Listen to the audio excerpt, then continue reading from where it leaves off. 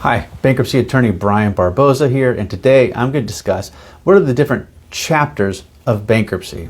Before we get started, if bankruptcy is something that you are interested in talking more about or want to explore, please feel free to give me a call or go to my website, barbozalaw.com, book an appointment to speak with me for free directly through the website. All right, what are the different chapters of bankruptcy?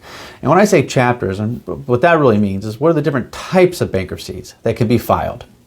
So there's numerous types of bankruptcies. They all have kind of different processes and different reasons for them to be filed. So let's just go right down the list. A Chapter 7 bankruptcy case is the most commonly filed bankruptcy case. Sometimes this is called a fresh start bankruptcy case. They generally are pretty quick, usually 90 days long, unless there's assets to be administered. But nonetheless, generally 90 days long, you file it, 90 days later, you should get your discharge as long as no one's objected or successfully objected to your bankruptcy case. Chapter 7 is really for an individual, a married couple, or a person, or a business and the business is just going to close its doors and no longer operate. So Chapter 7 is for people, individuals, married couples, or businesses which want to just close its doors. Now, Chapter 7 can be really complicated, and I'm not going to get into the details of a Chapter 7. I think I've done prior videos on Chapter 7.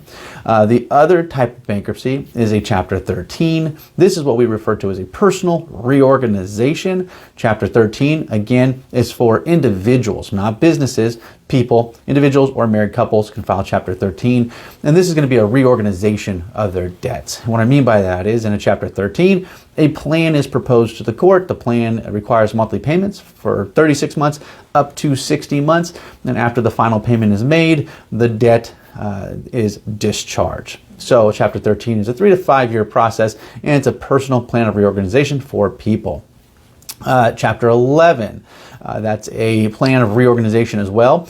Generally, most of the time, that's filed by business entities, LLCs, corporations, and such. Now, individuals can file Chapter 11. It does happen from time to time.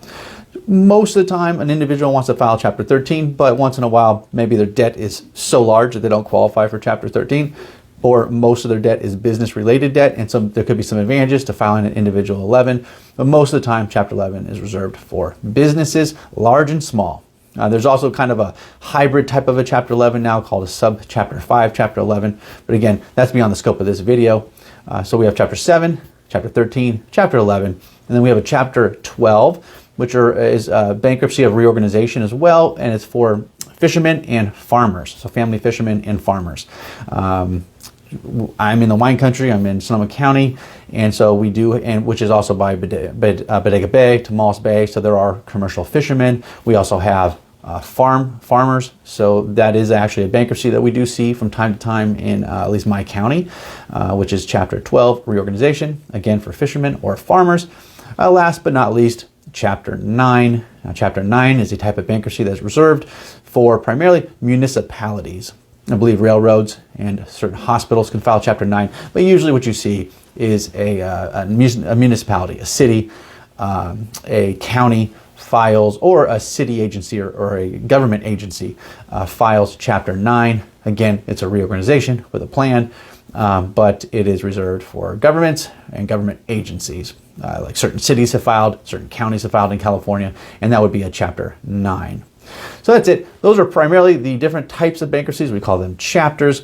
The reason I wanted to put this video out there is a lot of times when people come meet with me, they sit down with a mindset that they're going to be filing Chapter 11, and really it's a Chapter 13, or they think they're going to be filing Chapter 13, but they're really thinking about a Chapter 7. So I thought maybe this video would help some people, perhaps before they meet with a bankruptcy attorney like myself, to have an idea of the different types of chapters that are available to them. All right, that's it. If bankruptcy is something you want to talk more about, please feel free to give me a call. Go to my website, barbozalaw.com. Book an appointment to speak with me for free directly through the website. As always, I thank you for watching this video. I hope you got something out of it, and have a good rest of your day. Take care. Bye.